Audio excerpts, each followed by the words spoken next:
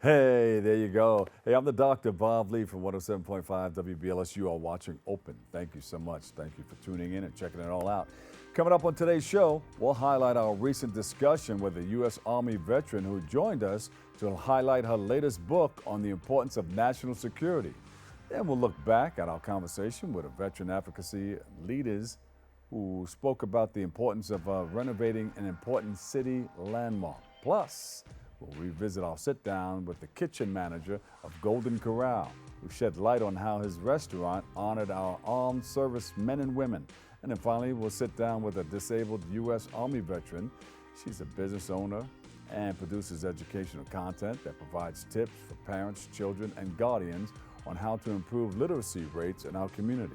So sit back, kick off your shoes. Here we go. We're wide open. Let's go.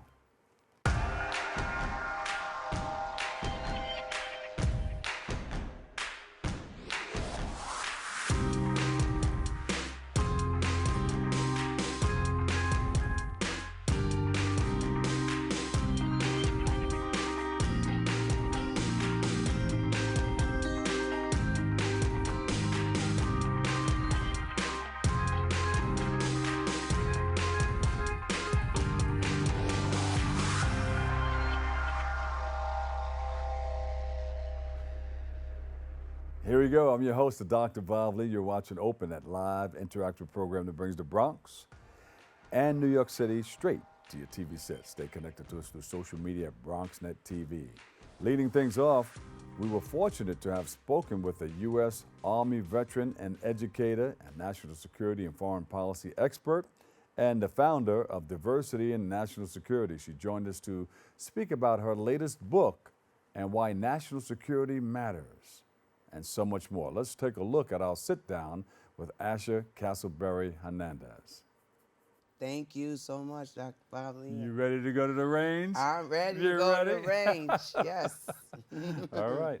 So listen, give us a little background on you. You got a lot of history with you, with the coming through the military and everything. Yes.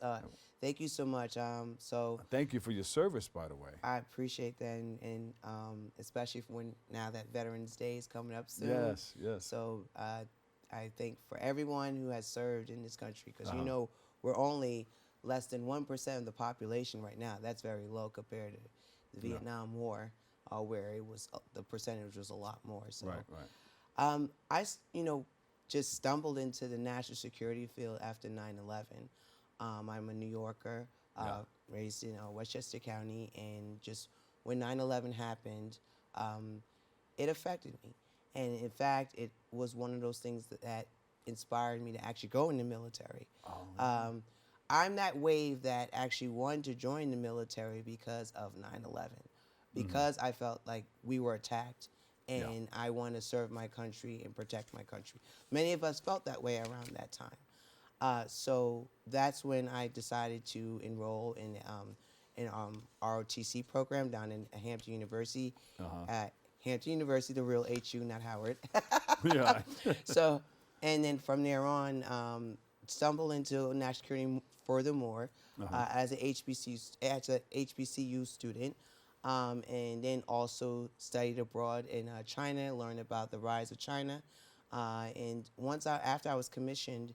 The first unit I served in was in Harlem. I'm a Harlem Hellfighter, 369 Sustainment Brigade. Oh, okay. Yes. My daughter just sent me something. She's a Navy vet, but she just sent me something from, what's it, 369, right? Yes, 369 Sustainment Brigade. Learned a lot from serving as a Harlem Hellfighter. Yeah. And then went beyond that point of just eventually serving in the Middle East. And I knew I was going to be deployed. That's history within itself. Yes. The 369. So you served in the Middle East, and then what happened from there? Well, before I was deployed in the Middle East, I was actually a graduate student at Columbia University. And I remember one day walking in, and I used to see Mayor Dinkins a lot too, by the way. Yeah. His institute was right next door to Columbia SEPA program. And I remember one day walking in and looking up at the TV, and like you said, there's always something going on. Well, there was always something going on in the Middle East, and that's when the Arab Spring happened, when protesting just swept from Tunisia all the way into Iran into Afghanistan. Yeah. And that just completely changed the Middle East to where now you had a lot of fragile hotspots happening within the Middle East.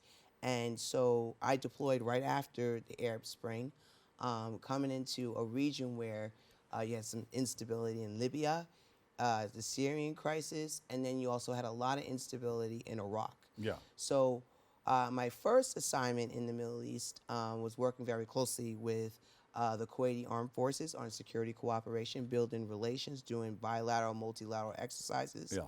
And then from there, transition to counterterrorism. Now, that ended up happening because while in the Gulf region, a big nasty black snake coming out of Syria into Iraq just took over the Iraq overall, probably captured about 60% of the country known. And this was fueled or taken over by a group called ISIS. Yes, yes. So the Iraqis reached out to United States as well as other countries for support. And so my unit was the first unit to go into Iraq after the 2011 troop withdrawal. So President Obama pretty much withdrew out of Iraq and Afghanistan, and then we did a reversal in 2014 because of ISIS. So now you're working on national security. Yes, still. Yeah. Still. Yes, so I'm teaching national security. I'm at Holyoke. I'm Cyrus Vance, visiting professor there, where I teach about the executive and legislative branch in terms of how foreign policy making. And then I also teach them about the priorities in national security. Especially looking at the current ones right now, just coming from the Biden-Harris administration. There's a lot to talk about involving national security, especially when it comes to migration, U.S. armed forces as how we could build up as a competitive force comparing to Russia and China, as well as looking at cybersecurity, artificial intelligence. What's that right there? That is President Obama in the Situation Room, sitting next to Susan Rice as well as John Kerry. Yeah. So you're around all these people. Yes. Yeah. Yes. Great, great. Now, when you talk about national security, is it looking at how to keep America safe and our communities safe? Yes. Yeah. And in the 21st century, it's more complex. When you look at the context of national security, you have to look at, traditionally, it's military threats and intelligence. Yeah. But now it's more complex in terms of it ranges from hard security to soft security. Some of these foreign threats are not your typical invasion from one state actor into another. Some of them don't see borders, like, for instance, like COVID-19, cybersecurity, the effects of climate changes. So it's more complicated than you think. And what you're seeing in Washington, D.C. is us driving resources to ensure that we are up to speed when it comes to national security. Now, another thing that's important to note, we spent about 20 plus years on counterterrorism after 9/11. Now we have shifted to what we call strategic competition, which was introduced by former Secretary of Defense Jim Mattis, saying that we are now in the era of strategic competition where we're going to be countering both our near-peer competitors known as China and Russia. But China is more of our enduring threat, where we're going to be really engaged with China on a more complex and enduring basis. Yeah. You know what I don't understand? You know, it's like me. I grew up. I was into sports. I was boxing, and you go into the ring, and you have an opponent, but you go into the ring and you beat yourself up first before you got in there to address, to confront your opponent. It seems like our country's beating our own butts. You know, there's some things happening here that we need to address too, so that we can come together to look upon all those other things that are happening out there. It seems like we have some threats within. Yes, so in my book, I've actually mentioned one of our biggest threats is our political polarization, our internal political instability. And that projects out to the world. And you'll be surprised how many of our allies, our partners, foreigners, just watch very carefully how we're behaving, how we're treating one another. and that's a reflection of our global leadership. So, so political polarization is a critical issue for us. And looking at now, we're in the, the end of the elections. Who we vote matters. Who we put out there in the world matters. When it comes to American power, American global leadership, that person that's going to be sitting in the Oval Office, the President of the United States, is a reflection of us. Yeah. Plus, when it comes to American power, many of our allies and partners look up to us for advice. Yes. It's not just about, oh, we want to pull resources from you. It's about also looking up to the American people and embracing our values. And so who we put out there matters. And if we have, someone who is serving as the President of the United States that's combative, that's beating up groups and different people, that's a reflection of how we are abroad. And that erodes American global leadership. People looking at that. Yes. The people, yeah. So you got to keep us safe within and in and out. So let's talk more about your book. Let's hold this up. I think we put it up there once before. Here we go. Look. There you go. Throw the picture up also, and I'll drop this. There it is right there. Give us a quick synopsis of what's in this book. Yes. Just touch it. Just touch it. So my book is actually a memoir, and it touches on so many topics of me engaged as a national security professional in multiple areas. So I started off with 9/11. Yeah. Then my time in China, learned about the future of the Chinese economy and how I knew at that moment, at 21 years old in 2005, that China is going to be an important actor that we are going to have to deal with. So from learning about that, from about China, and then moving as a Harlem Hellfighter, serving in Central America, learning about democracy, and then returning back to Central America as an election observer during the 2009 presidential elections, I learned a lot about democracy and the importance of why we should vote. And this was right after President Obama won an election. And then shifting from there to the Middle East, learned about counterterrorism, about American leadership, about multiple things. I felt like this is a perspective that people need to know about. I don't come from, a wealthy home. I'm, middle-class woman from New York that has a perspective that looks at things differently and can relate to how I grew up out here in New York. Yeah. And I felt like because United States tends to have people that don't think globally, this is a book to help you think globally and helps you understand how things out abroad affect you at home. And what inspired me to write the book is after I came home as a combat veteran, I saw a different type of America. And this is in my chapter, I think 6, where America seemed a bit disappointed about where they stand in the world. There was a backlash on immigrants, the world, trade, multiple things. And then you start to see the rise of populism and how it's also interconnected with the Brexit in United Kingdom or in Europe. So I remember teaching at Fordham University about foreign policy, and the students there loved it because they felt like this is a perspective that we don't hear about. And so I felt like I need to amplify that perspective and in a relatable way. So my memoir is not just about policy recommendations, which I provide. It's also about just personal experiences, just sitting there as a soldier in the middle of Iraq, helping with the Iraqis, to observing elections in El Salvador. That is relatable. Wealth of information. You come through a whole lot. Absolutely. You come through a whole lot. And as a woman of color, we need our perspective out there. Yes. This national security is predominantly run by white males. So we need more diversity in this space. I got 1 minute left. Yes. What do you tell people who think voting is not important? Oh, voting is important. It makes a difference. And just going back to why is it important? It's important because representation matters. Diverse representation matters. Yeah. But voting has to come along with accountability. Don't just give out your vote. You also hold that elected official or the person you're voting for accountable for the policies that you support. That's why it matters. So who you have in place that works on policy, shapes policy, and listens to the people, they represent you, and that's why it matters. There you go. War I need.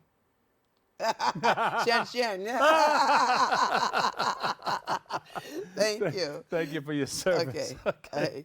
Welcome. Asha Castleberry-Hernandez, author, Why National Security Matters. Pick up a book. It's in all the stores right now, Amazon and all that stuff, all right? Boom, boom, boom. People are talking about it. People are thinking about it, too. That was a great discussion on some very important issues that people should be thinking about from here on out at this time of the year. And thank you, Asha. We'll take a quick break right here, and we'll hit you off with some more Open coming up next. What's up, creative family? Discover your voice with BronxNet Community Media classes. Are you ready to bring your ideas to life? At BronxNet, we offer television production classes for community members ages 18 and over, empowering you to share your vision with the world. Get certified in field production, in-studio production, and our new exciting addition, podcast production. Once certified, you can create your own show to air on one of our 6 TV channels. It all starts with our free Unleash Your Ideas Masterclass, designed to help you plan your show idea and set you up for success on your production journey. This class is offered at the beginning of each month for your convenience. Our dedicated BronxNet team is here to support, encourage, and uplift you every step of the way. Join us and become a part of the creative force that engages and inspires the Bronx community and beyond. Sign up today and start your media journey with BronxNet. Visit bronxnet.org/education to learn more and register. Let's create something amazing together.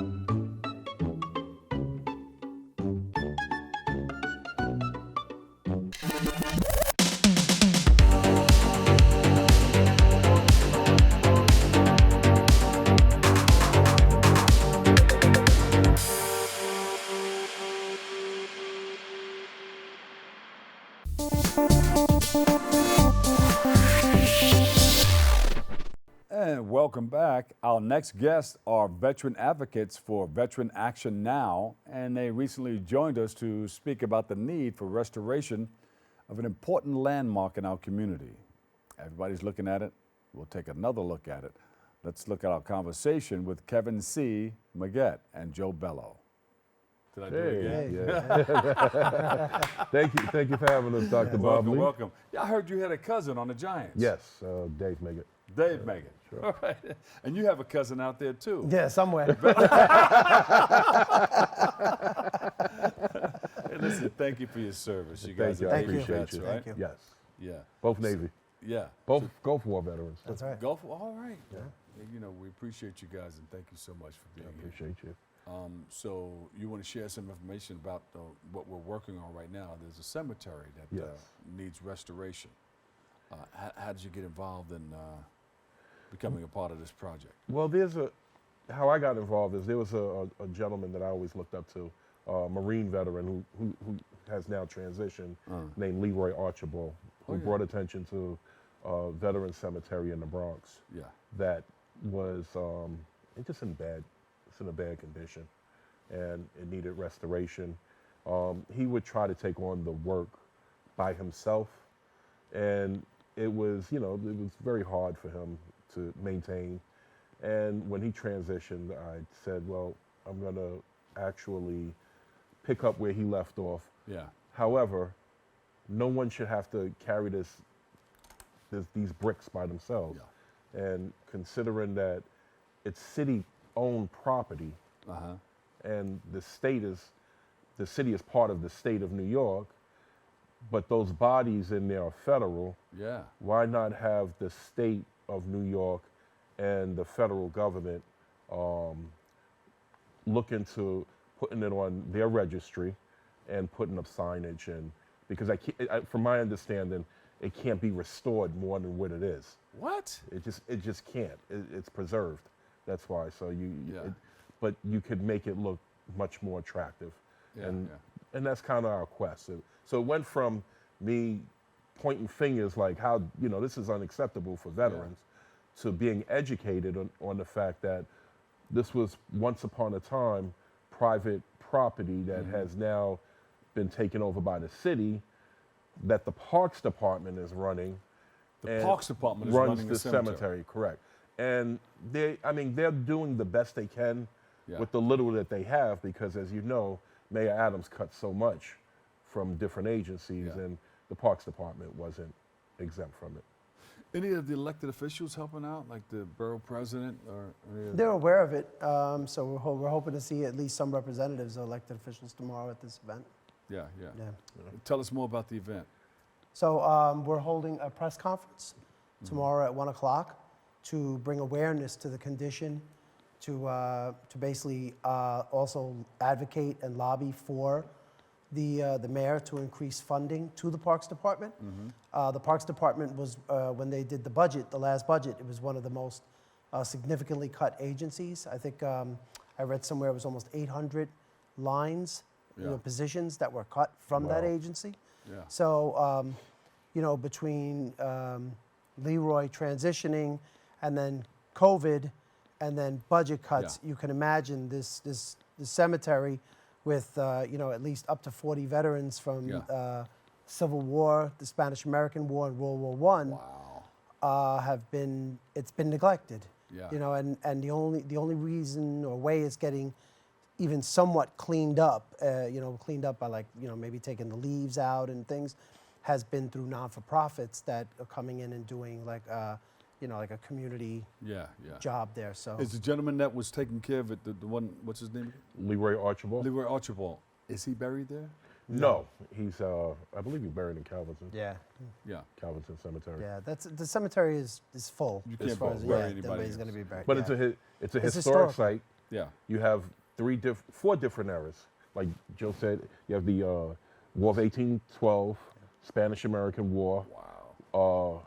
A lot of history. Civil War. Civil War, and World War and One. World War I. Thank you, Joe. Wow. And so we have to preserve that. But Veteran Action They're now. showing it right there. Yeah. Yeah. So So what does it need? I see some of the signs are dilapidated a little bit. definitely more signage. Yeah. Yeah, I mean, to the historical significance of the cemetery Right. definitely is something that's needed, more signage. We definitely need more signage. We need it can also use more awareness. I would love to see if we could somehow, some way partner with the Department of Education, where they start to hold more field trips Yeah. and educate the kids of, our children of.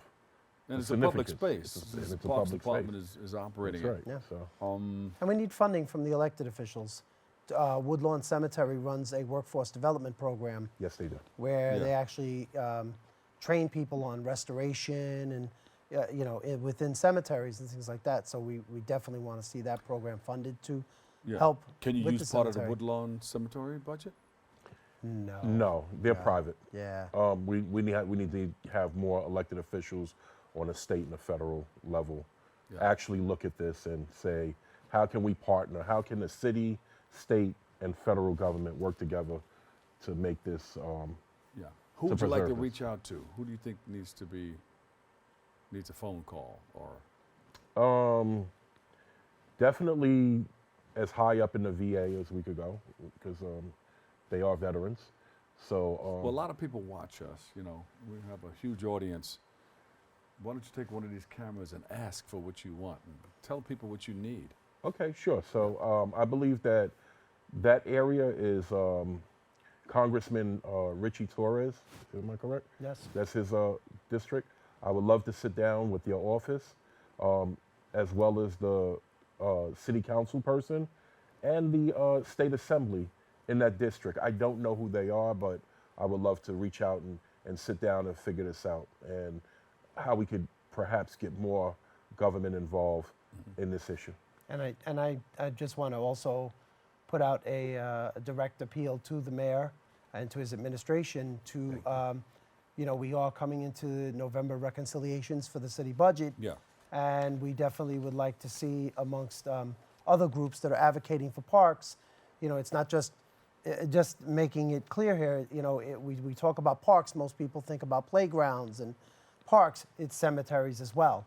So we certainly are making an appeal to the mayor and his administration to put in the proper funding to the Parks Department so that this cemetery is not forgotten as well. Yeah. Yes. You have any partners or people helping with the Well, restoration?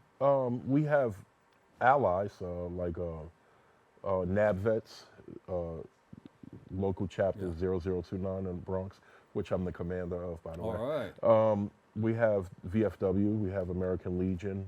The thing is, the veteran community in New York City is very fragmented. And what Veteran Action Now is trying to do is unify us, because I believe as long as we're fragmented, we start fighting amongst each other for resources that we don't have. And we're actually doing that on the cemetery by educating, because you'd be surprised at how many veterans don't even know that this cemetery exists. And in the Bronx, not just in the other boroughs, but in the Bronx as well. So it is about education, saying, hey, look what's here. And that's where we're just talking about like some of the signages and things that are needed to, and getting it on the registry. Get it on the registry, yes. Of Very national important. significance. Do you think it needs to come out from under the Parks Department, maybe? That's a conversation we can have. I'm for whatever makes sense. Where the state that it's currently in, it doesn't make sense. Yeah. So if maybe Just put a new sign up there. could be a new sign, but maybe the Parks Department could do more if they allotted and restored if the mayor restored this funding back to them. And maybe there's more that they could do. I don't know. I'm sure they can reach down into their budget to put a sign up there that's just to kick things off. Sure. Parks Department, Yeah. we need you. Let's Yes, go. These are our absolutely. veterans. Yeah. Thank you. Yeah. This would be one way to thank them for their service over the years. This is a federal area. And I appreciate that, because most people don't. Most people thank us for our service twice a year. Yeah. Of course, Veterans Day, which is right around the corner, and Memorial Day. and Memorial Day. Memorial Day. But truth of the matter is, unless you have a family member that's serving or served, but it becomes a coin phrase, and the thank you that we are receiving doesn't. The thank you that's given to us, it doesn't equate to the services in New York City that we're receiving. So, this talks to a bigger issue. Perhaps we could come back and discuss that one day. as well. And get together with Asha. Yeah. Asha's still here. Yeah. Oh, yeah. She's a vet. Asha Army Hernandez, vet. Army expert. She's got the inside scoop. Yeah. Yeah. Listen, where can we go? You got anything up on the website or social media that people can go to follow? And Not too much. It was just a press conference that we put out For tomorrow. For tomorrow At 1 o'clock. 1 o'clock, and the goal is to amplify our voice with the cemetery. But underneath we have veterans in New York City and state have a plethora of problems that we need to rectify, and we hope that this can actually start speaking to bigger issues, because our veterans in New York City are leaving in droves. well, we're talking about veterans. We're not talking about just one branch, right? We're talking No. about Army, Navy, Marines. Every Right. branch. Yeah, so the branches should come together and be a part of this too. Absolutely. I think. Yeah. Yeah. Is And there that's any way why we can- we're hoping that they will get a good turnout tomorrow. And again, then we can amplify that message. And then that begins starting having those bigger conversations about, what more can the city be doing for veterans and their family members and Gold Star spouses and, as we Yes. move along. Perfect. And even after the press conference, you'll have something posted where people can go to continue to Absolutely. contribute and be a part of. Yes. And I want to actually urge all veterans that are not registered with VA, please do so. It's very important. Yeah. Hey, listen, thank you guys for coming, and Thank you. come back and share more. I appreciate Absolutely. you. Success stories. Thank you, going, my right? brother. Thank you, man. Thank you so Thank much. you. All right, sit tight for a hot second. Joe Bello, Kevin C. Meggett. Now, we going to win or what? I hope so. I believe we are. I believe we are. Tell your cousin to get to it. Yes, sir. We're backing you guys. And a major, major thank you to Kevin and Joe Bello for being on the program, and thank you for all that you do, and I hope you get all the support that you need. We're in full support of your efforts, and hope that you are back here soon so we can talk more about it and let more people know about it too. We'll continue to create the awareness. All right, that's that West Farm Cemetery Restoration Project. Thank you for what you do and continue to do. We'll take a break. I've got more open coming up next.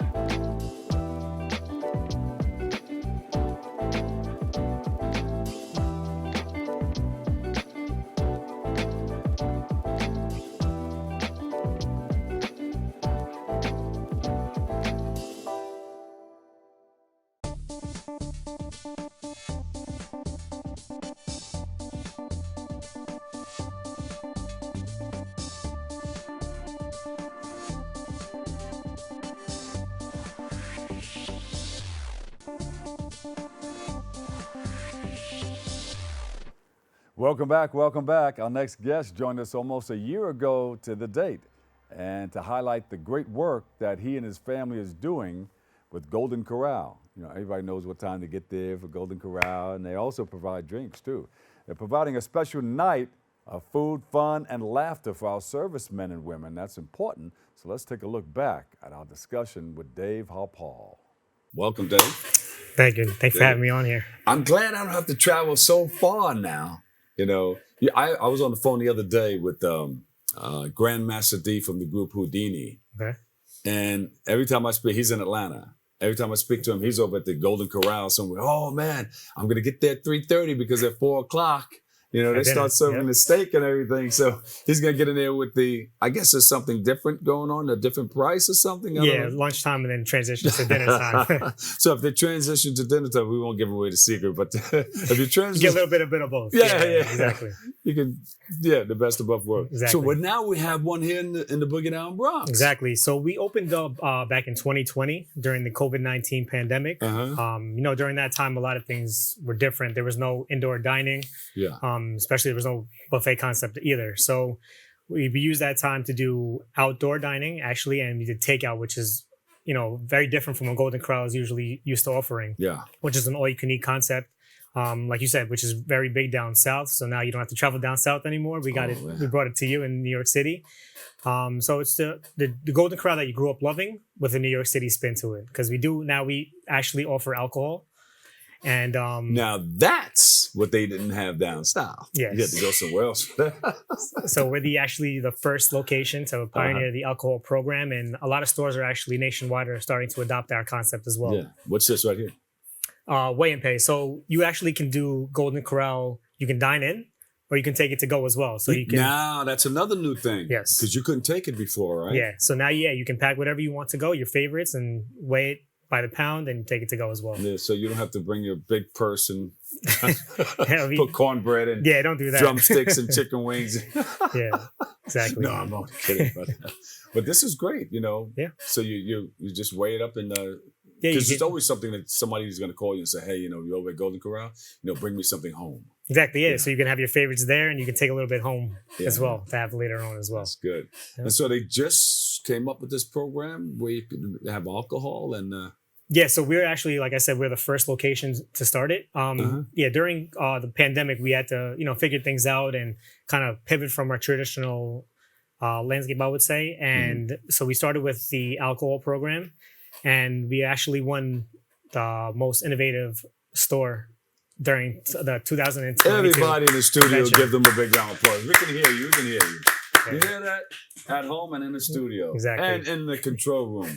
Got at the Wizard of Oz space up there. Yeah. But that's great. And then you're doing something for the military. Yes, we are. So this is our location's third, and but Golden Corral as a whole, this is the 23rd annual Military Appreciation Night, in which we work with our local DAV, Disabled American Veterans, and we provide completely free for current and past military members, including the National Guard and Reserves, a free meal, completely free, just to come in our way of just saying thank you. Yeah. Oh, that's really, you can't beat that, man. Yeah. So this is actually that's a big give back. Yeah, it is for sure. And we do about 300,000 meals annually, completely free. And since the program's inception in 2001, we've served over 6 million meals. Yeah. Nationwide. I have a lot of military friends, family too, family members. Yeah. So what day does that start? That's on Monday, this coming Monday, and it's November 13th from 5 to 8:30 in our specific location. Okay, November 13th. Yes. I got to call all my friends and family. Yeah, let and them say, know. Bring "Hey." them over. That's our small way of saying thank you. Yeah, Yeah. that's good. That's good. So, and what time do you open up? We open up Monday through Friday. We Does it open open up for breakfast? Yeah, we have breakfast and lunch. So we do a little bit of both from 11 to 4. And like I know you're saying your friend likes to come during that in between time. And then we from 4 to 9:30 Monday through Friday, we do our dinner menu. Yeah. And Saturday and Sundays, we do our full breakfast setup. And then at 12 o'clock, we transition to the dinner menu. And we'll run that from 1 to 9:30 on Sundays and 1 to 10:30 on Saturdays. Yeah. And then people call you if they want to do birthday parties or. Yeah, we have a private anniversaries. room that we have event space as well. Yep. That's good. Okay. Great. And getting back to actually that military appreciation night, Golden Corral has raised over $18.5 million for the DAV, and that goes back to our veterans completely since 2001. Beautiful, man. Yeah. We're going to continue to applaud you after we leave here. I'm going to do it all the way home. Hey, man. Yeah. These guys are putting it together. Trying. And I'm glad I don't have to travel all the way down. We brought it to you. Gas, go down there, burn up all the gas. I can Come just right go here. over Yeah. there, all you can eat. Yep. And it's also all you can eat breakfast also. Yeah, breakfast, lunch, and dinner. And right now we actually have our holiday menu. So you get your ham, your turkey, your cornbread, your stuffing, your sweet potatoes, collard greens, all your holiday favorites. So we're serving that now. We do holiday catering as well. Yeah. Which is actually probably cheaper than cooking it yourself. It takes the hassle out of it. Spend that time with your family instead. And so do you have gift cards? Like if somebody wanted to go in there and purchase gift cards and we can give them have a meal. Yeah, we do. We do have gift cards, and we have, like I said, we have holiday catering as well. And all that information can be found on our website at goldencorral.com. Oh man, we got to get some of the people here to get some gift cards to give out to. I may just see somebody just driving around and say, here, have a meal. Yeah, I'll be sure to drop some more for something you. to Yeah, eat. for sure. Yeah. That's great. Yeah. Okay. So this just opened up, right? How long have you been open? Yeah, we've been open since 2020. So about 3 years now. And we've been operating as a full buffet for about 2 years now. And you're located on East Tremont. Yes, 2375 East Tremont Avenue, in between White Plains and Castle Hill. Yeah. And the first in the city. The first in the city. I'm happy. I'm happy. And I'm sure Grandmaster D from the group Houdini, he's coming out this way. We're going to be doing some hosting work and DJ work. Yeah, you guys got to come on over, we're going man. to stop by and I'll take care of you guys for sure. We may even bring the Bronx Net crew down there. I'll be happy to have you occupy guys. that back room for a hot second. Yeah, for sure. Anytime you guys need it, just let me know. And so yours. Man. Thank you so much. And Thanks you for having all me that on. you're doing. Thank you for your time. And you want to Appreciate give a shout out to some of the people that are working with you? Just my whole staff. It's a team effort. We can't do it without anybody that's there. I know they're going to be excited to see us on TV because I know a lot of people don't even know that we're open. Yeah. Yeah. You have a sister working with you? Yes, we're actually a family operation. It's me and two of my sisters. I'm the kitchen manager. I have my older sister who is the general manager, and my other older sister is the front of house hospitality manager. Hey, put that record on. It's a family affair. Oh, we are family. There we go. That's the one. That's the one you like? That's the one. I like that Okay. one. You know what? You have a little room for us where we can set up a DJ system? Yeah, bring whoever you want, man. See. You ready? This young lady right here, Yeah. Marion. Mhm. She could throw down too. Oh yeah, You got to include her in on the family. it's my competition. Well, no, she may help out. Oh, no, perfect. Well, that's good, man. I Yeah. thank you for all that you do. Once all again, the thank you. veterans, Appreciate it. All Yeah. the veterans, get ready. Please come on down November 13th, 5 to 8:30 p.m. That's our little way of saying thank you. So That's good. thank you. Yeah, that's good, man. Thank you for all that you do, and God bless you. You know, when you get people doing some great things, you can't go wrong. You know, For sure. and plus you're giving back. You know, That's When the you biggest give- thing. When you give, you get. It's one of the paradoxes, of life. Yeah. You get by giving, and I think you're going to do very well. You're blessed. Yeah. And you're blessing a whole lot of other people too. Yeah, that's the goal. Always got to give back. Yeah. Thank you so much. Thanks again. Give me the address one more time and give me a website. Yeah, 2375 East Tremont Avenue in the Bronx. We do plan on opening up a few more locations. Oh. Yeah, and that's more to come. Wait. And in the city? yes, yeah, and it's goldencorral.com. We got the right. inside scoop. All right. We got the inside Yes. scoop. Do you have a location yet on that? I don't want to speak on it yet, All but right, yeah, okay. fingers crossed. Location coming soon. Yeah. Very Nearby. big. One Yeah. of the boroughs? Yeah, bright lights. Brooklyn's in the house. I hit it on the head. Yeah, no, I don't know. Alright. Okay, man. We'll service the rest of the fiber. I mean, Yes. we can travel. Yeah, for sure. I thank you. Give All right. what's it, goldencorral.com? Yes, sir. All right. All right. Thanks again. Thank you. right. Dave Harpaul, Golden Corral. His Yes. whole family is rocking it. Thank you so much, and Thanks God again. bless you. All right. Thank you so much, Dave, and we hope to get you back on. You got to tell us more about this year's Military Appreciation Dinner, what it was like, and so much more. And continue the great work, and we wish you and your team all the best. We'll take a quick break. We'll be right back with more Open next.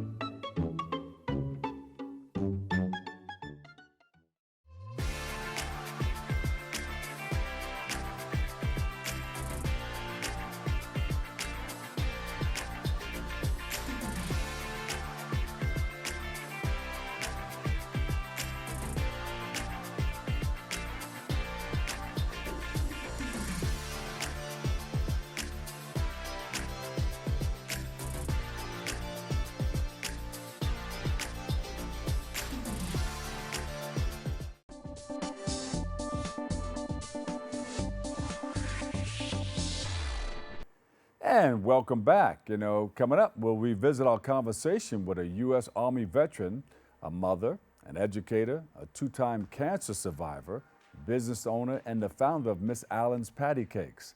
She joined us to speak about her journey from the fashion industry to being a writer, educator, and producer of her passion project, Mrs. Allen's Patty Cakes. Let's take a look back at our discussion with Miss Karen Allen. Karen, welcome. Hello, thank you. Thank you for having me. Karen, tell us a little bit about yourself and how you got involved. Sure.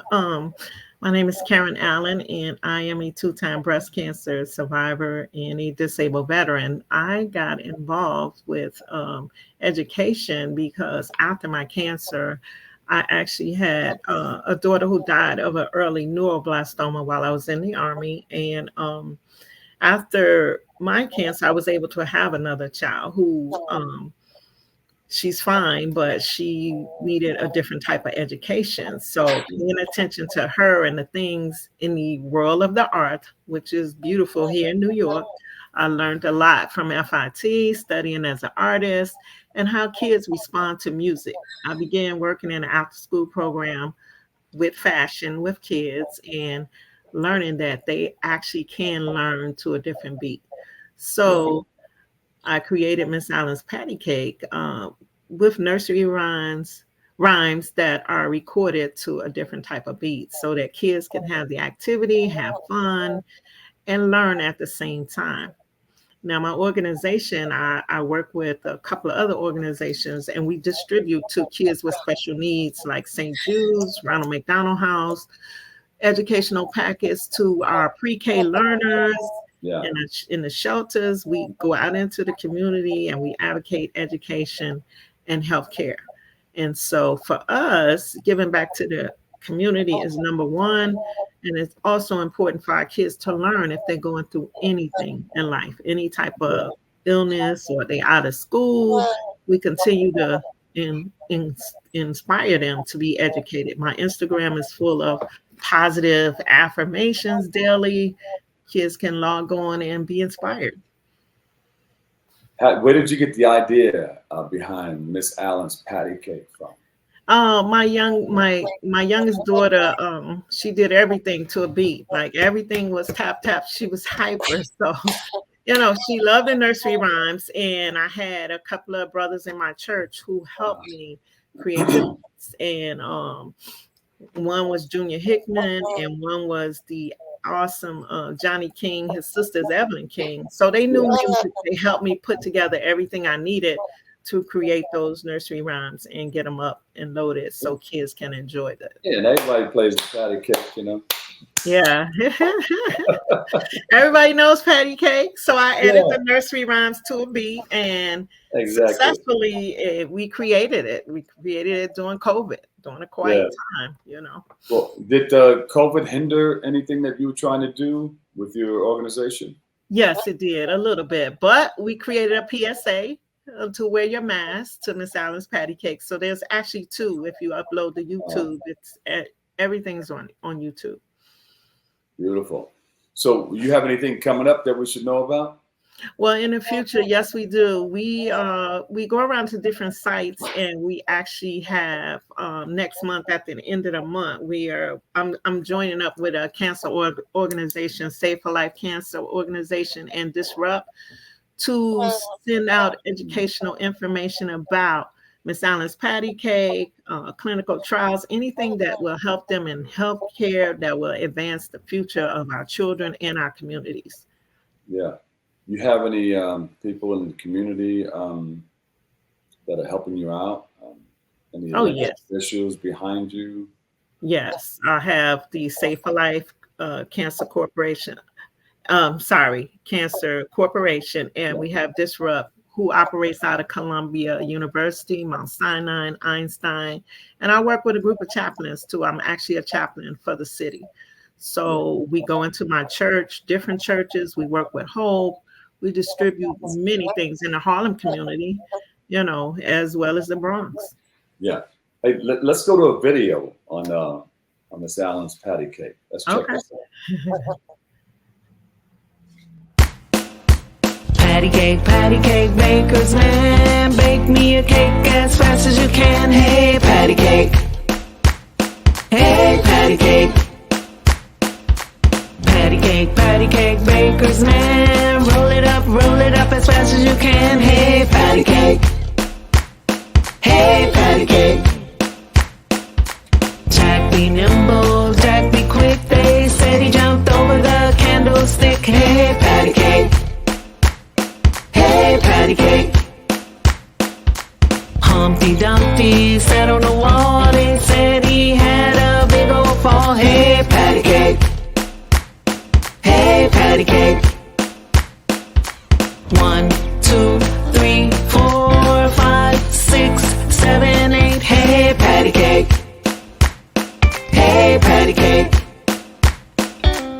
Don't forget to add 9 and 10. Make you wanna sing it again. Hey, patty cake. Hey, patty cake. Little Miss Muffet sat on a tuffet, eating her curds and whey. Along came a spider that sat down beside her and frightened Miss Muffet away. Hey, patty cake. Hey, patty cake.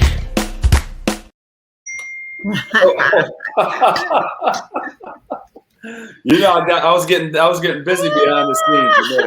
You know. Amen.